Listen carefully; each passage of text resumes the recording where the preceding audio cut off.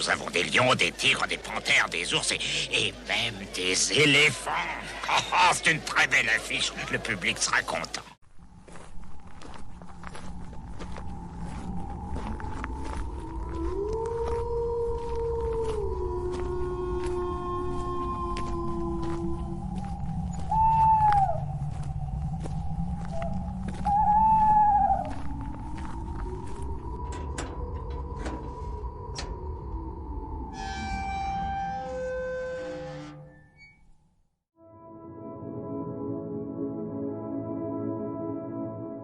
Dans la vie, il y a des séries qui laissent une marque impérissable dans nos mémoires et il y a les autres. Manimal est à cheval entre les deux. Avec son mélange improbable de drame, de comédie involontaire et de transformation animale plus que douteuse, cette série fait frémir d'horreur et de rire. Pourtant, malgré ce côté kitsch à souhait, elle a une place dans nos cœurs. Enfin, moins dans le mien désormais. Et je vais t'expliquer pourquoi.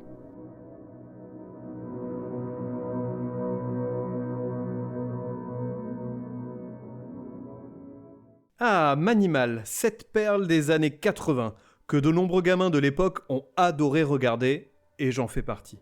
Pourtant, elle est aussi raffinée qu'un cassoulet en boîte signé William Saurin. C'est pour dire. Bon appétit les petits choux! Et oui, je défie quiconque de regarder à nouveau la série sans avoir l'impression de s'être fait flouer dans sa jeunesse. Je l'ai expliqué à de nombreuses reprises, que ce soit dans l'abécédaire des séries de merde et dans la critique de la série que tu trouveras sur le site de la crypto-série, je ne vais donc pas revenir dessus en détail, en tout cas pas de cette façon. Mais comme je suis sympa et que je ne souhaite que ton bien, je te propose de m'accompagner dans le revisionnage de Manimal. Ensemble, on va parcourir le premier épisode. Je vais te démontrer que la série est une fiction qui mérite sa place parmi les séries de merde. Parce que oui, quand on a un budget digne d'une soirée raclette entre potes, on évite de proposer une série avec des transformations animales qui pousseront n'importe quel fond vert, avec un minimum de fierté, au suicide. Bonne idée, le suicide! Alors, installe-toi confortablement et revivons ensemble ce premier épisode.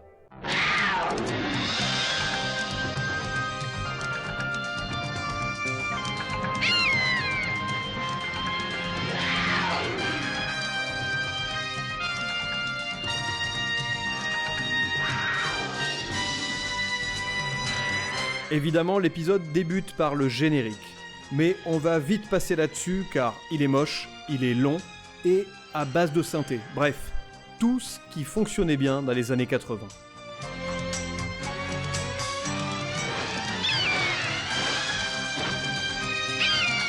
Ça va, on a compris. Donc l'épisode commence dans un stand de tir, où la sécurité semble aussi négligée que le scénario de la série. Pour l'homologation à la Fédération des tireurs de France, c'est à revoir. Je ne sais pas d'ailleurs si elle existe, cette fédération, et si c'est le cas, qui en fait partie? Peut-être des aficionados de la gâchette? Des barmen? Des acteurs porno? Bref, il doit y avoir du monde. T'as fait bizarre votre copain, hein?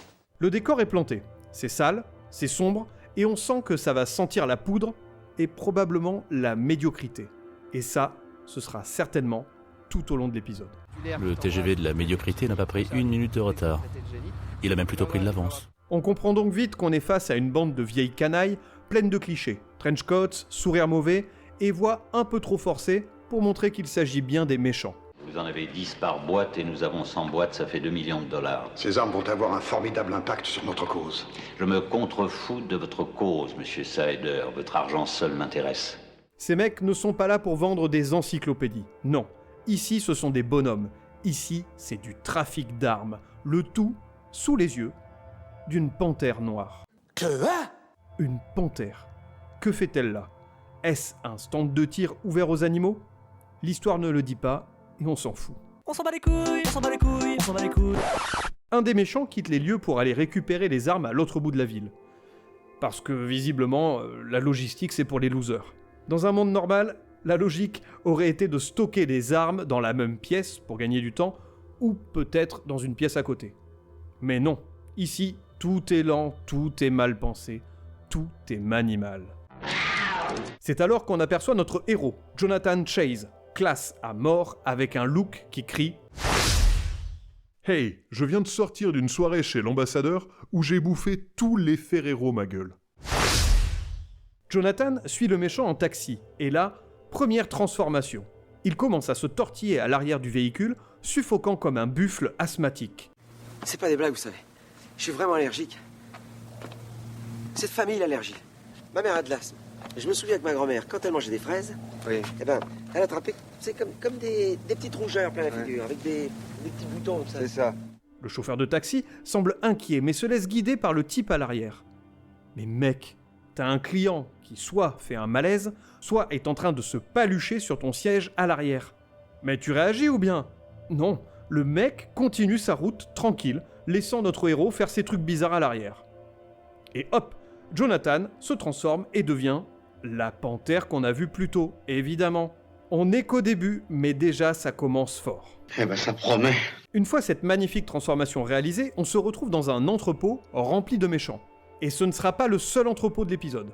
Sur l'échelle de l'originalité, et comme diraient nos amis géologues, on est pour l'instant au niveau de la lithosphère. Quelle bonne blague. T'es un rigolo, toi. Alors que notre félidé préféré continue ses cabrioles dans l'entrepôt, le scénario se précipite vers une démonstration de tout ce qui va mal dans cette série. On a droit à un véritable ballet. Des méchants qui s'activent à charger des armes dans un camion, notre félin majestueux qui joue à cache-cache derrière des caisses, le tout sous un éclairage aussi dramatique qu'un film de série Z. La tension est palpable. Ou pas. Et puis, le matou mystique fait sa première vraie rencontre avec le personnage féminin principal, Brooke Mackenzie. Ah, c'est elle! Elle est jolie. Elle doit être intelligente. À réunir ces deux qualités chez une femme, c'est rare. Brooke, flic de service avec plus de poigne que de bon sens, repère un camion en train de livrer des machines à coudre. Oui, des machines à coudre, en pleine nuit. Logique quand on y pense. Après tout, pourquoi ne pas transporter des armes sous couvert de couture industrielle? C'est le moment où tu réalises que même dans Manimal, le fil rouge du scénario, c'est de la laine mal tissée.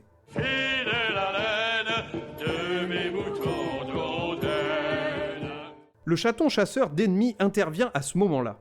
Alors qu'il aurait pu se la jouer discret, le bougre préfère sauter sur les méchants pour provoquer un accident. Résultat, explosion, panique, course-poursuite entre Brooke et un vilain, et la panthère qui continue son petit jeu de cache-cache avec la fliquette en suivant. En tant que spectateur, tu te demandes où tout ça va nous mener, si ce n'est directement à un endormissement profond tellement l'ennui monte. Quel ennui, mais quel ennui. Après la poursuite, Brooke tombe nez à museau avec Jonathan, à nouveau dans un costard chic. Notre chat de salon a bien entendu trouvé le temps de se changer en mode « je sors du Ritz ». Non mais attends, j'ai une question. Où planque-t-il ses fringues, celui-là? Mystère. Peut-être qu'il a une besace magique ou des pouvoirs de téléportation textile. Ou alors, le scénariste n'avait pas envie d'y réfléchir. Et j'opte pour cette dernière option. Revenons à la scène. Là, Jonathan commence à sortir son numéro de charme avec une voix aussi suave que forcée. Le genre de gars qui, en 2024, te vendrait une masterclass intitulée « Comment faire ronronner la femme de tes rêves en 10 leçons ». Le matou séducteur s'y croit à fond. Et ici, je laisse la jante féminine me confirmer ça. Mais le résultat reste aussi sexy que notre ami Eduardo et sa chanson culte « Je t'aime le lundi ». Je t'aime le lundi, je t'aime le mardi, je t'aime le mercredi et les autres jours aussi. Je t'aime en janvier. Mais ta gueule! On fait un petit bond en avant, et voilà que Jonathan, notre minet mystique, enfile son costume de professeur d'université. C'est la scène où l'on découvre que ce cher chat est plus qu'un simple métamorphe. C'est aussi un playboy des amphis, entouré d'étudiantes qui fantasment bien sur sa prestance. Une d'elles imagine même qu'il pourrait avoir, disons, des attributs d'éléphant. Ceci constituera les prémices de ces cours pendant lesquels, ou bien vous apprendrez à prévoir et déjouer ses forfaits en décelant dans son cerveau ce qu'un criminel pense, ou bien vous passerez simplement un long semestre à écouter un monsieur très ennuyeux. Il peut venir chez moi m'ennuyer tous les jours. Merci, mademoiselle. Thatcher. En plus, il a les oreilles grandes comme un éléphant. Je vais te dire si tout le reste est en proportion, ça doit être terrible. J'ai aussi entendu cela, mademoiselle. une belle gourgandine qui a certainement une grande, que dis-je, une très large confiance en son rectum. Ah, la subtilité de l'écriture. C'est fin, c'est très fin, ça se mange sans fin. Mais notre sphinx d'université ne se laisse pas déconcerter. Après tout, il a un job à poursuivre. Et c'est là que la belle Brooke refait surface, cette fois pour lui présenter son badge de police et lui demander de l'aide dans son enquête. Ils forment alors un duo aussi explosif qu'improbable.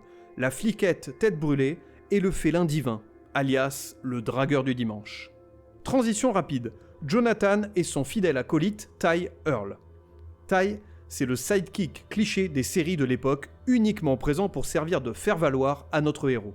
Il est clairement là pour nous rappeler que Jonathan est bien plus qu'un professeur. C'est un justicier transformiste.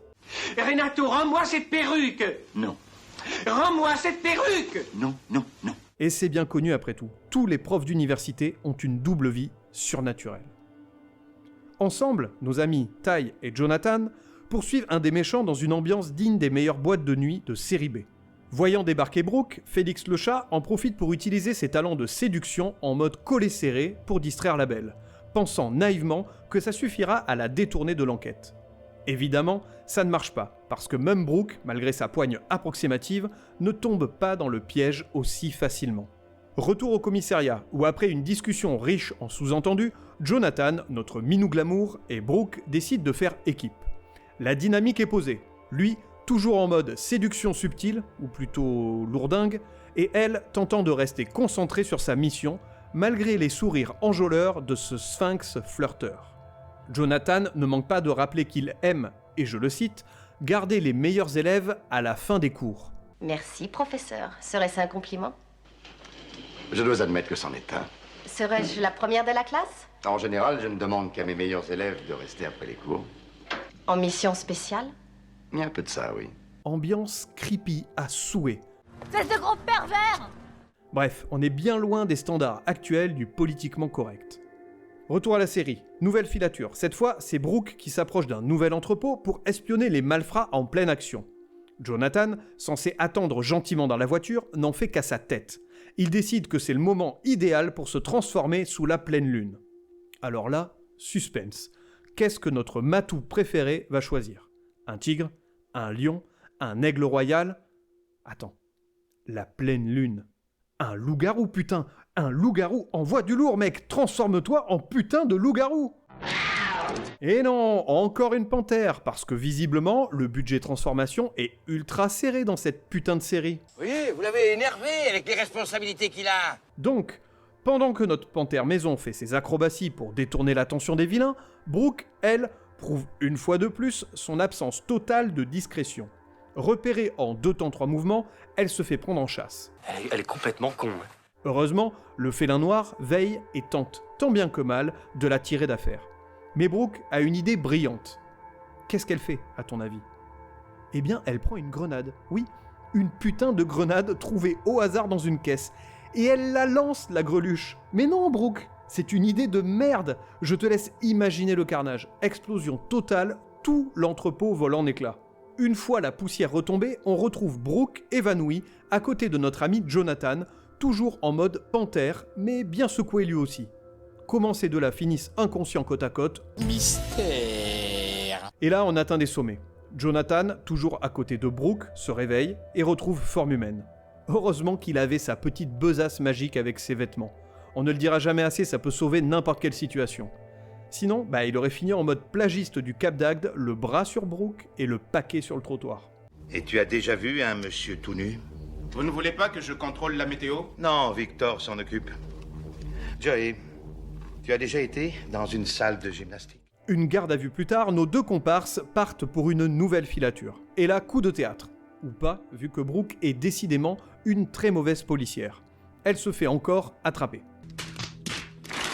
Franchement, je commence à me demander si elle n'a pas fait l'école buissonnière pendant sa formation. Heureusement, Jonathan est dans les parages, et cette fois, il décide de se transformer en... suspense... Non, toujours pas un animal exotique, juste une buse. L'animal, hein. Jonathan est peut-être une buse, mais ça, c'est un autre sujet. Bon, c'est déjà mieux que la panthère, mais on sent la déception poindre. Oh, je suis déçu. Après avoir fait diversion avec ses talents de rapace, notre Félix en plume suit une des méchantes jusqu'à chez elle. Il s'agit d'une blonde fatale avec son manteau de fourrure et sa voix de harpie. Elle est tout droit sortie du catalogue 3 suisse des années 80, rubrique bodies et autres corsets. Dans l'appartement, le téléphone sonne et au bout du fil, un autre méchant en mode moule bite, chillant tranquillement au bord de sa piscine. On atteint des sommets du stéréotype là au niveau des méchants. Jonathan décide de quitter la scène avant de se faire repérer. Et là, devine quoi. Hop, de rapace, il devient un matou. Sérieux, vous n'aviez pas le budget pour une seule transformation. Là, ce que vous nous offrez, c'est juste des scènes où on voit un nouvel animal. Il n'y a aucune transformation. Faites un effort, donnez-nous quelque chose à nous mettre sous la dent, bordel. Mais c'est de la merde! Donc Félix le chat en profite pour écouter toute la conversation et pour observer le minou, un autre genre de minou si tu veux, de la belle blonde, fraîchement sortie de la douche, tout en passant sa tête dans le décolleté de celle-ci. C'est un sacré coquin ce Jonathan quand même. Petit coquin, ne faites pas l'innocent. De son côté, Brooke commence à se poser des questions. Parce que entre les panthères, les buses et tous les animaux étranges qui gravitent autour du professeur, il y a vraiment de quoi se demander si notre cher ami ne serait pas un fils Zavata. Nouvelle scène où Jonathan, alias notre chat des rues, commence à montrer ses talents d'investigateur animalier. Un gros plan sur ses sens aiguisés, merci les zooms immondes sur les bouches en train de mâcher. Ça vous ennuie si je vomis ? Nous prouve qu'il a l'instinct d'un fauve, même sans transformation.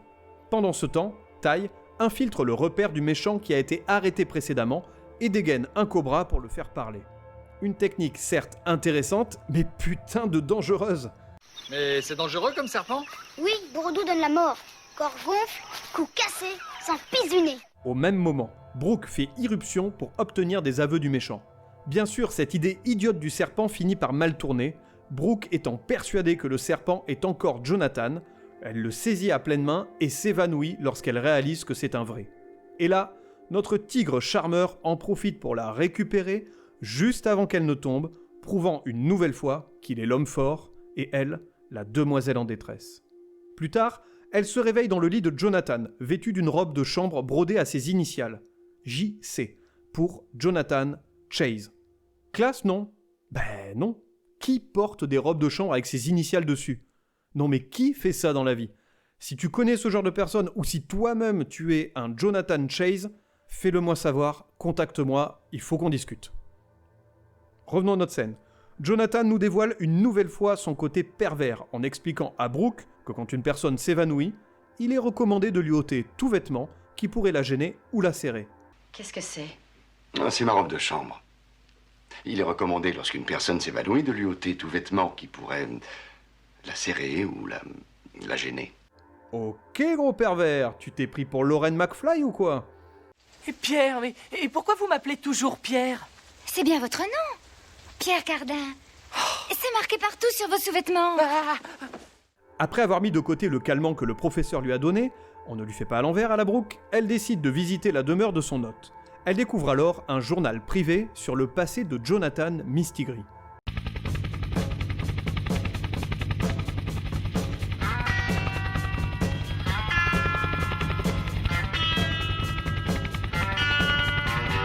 Flashback en pleine guerre du Vietnam. Tai et Jonathan sont en pleine jungle. On assiste alors à une nouvelle transformation. En panthère, bien sûr. Si tu pensais qu'il allait nous proposer une nouvelle transformation, eh bien détrompe-toi. La production a apparemment décidé que la panthère, c'était son truc, son totem, son animal spirituel.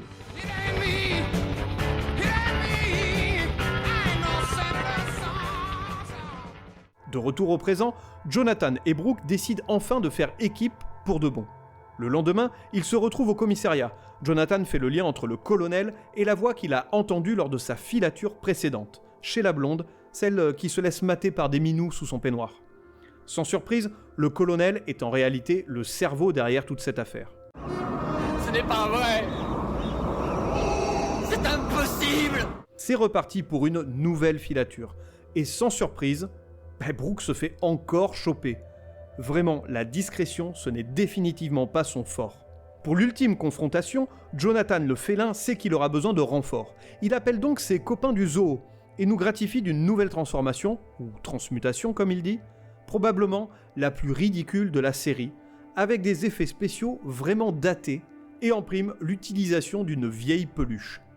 Sérieux, faites un effort, utilisez un animatronique digne de ce nom, j'en sais rien, mais faites un putain d'effort. J'en ai ras-le-bol de vos conneries. Donc, en quoi se transforme-t-il, me demandes-tu ?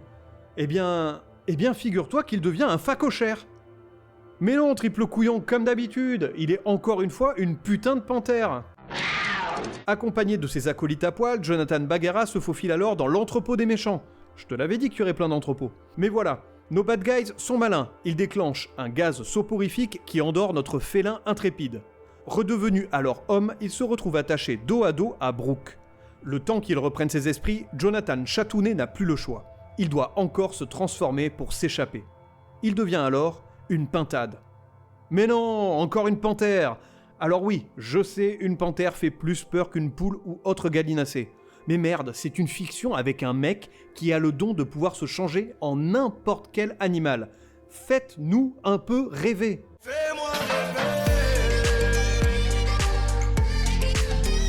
Ta gueule, sac à crotte.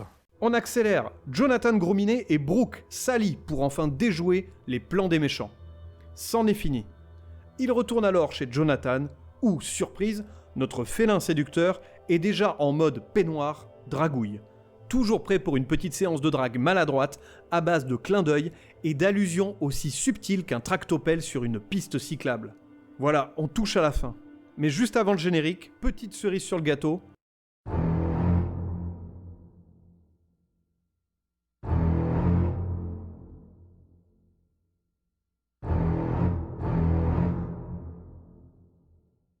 Jonathan a envoyé un requin chez le colonel, qui était en train de chiller tranquille dans sa piscine. Ne me demande pas comment il a fait, mais le mec a des contacts, certainement avec la famille de Bruce, et rien que pour ça, c'est la classe. Voilà, fin du premier épisode de Manimal, cette œuvre kitschissime où le budget effets spéciaux semble avoir été intégralement dépensé sur une peluche de panthère, et où les rebondissements sont aussi prévisibles qu'un jour de pluie en novembre. Mais malgré tout, on ne peut s'empêcher d'avoir une certaine tendresse pour cette série tellement absurde qu'elle en devient attachante. Serait-ce l'effet nostalgie qui parle ?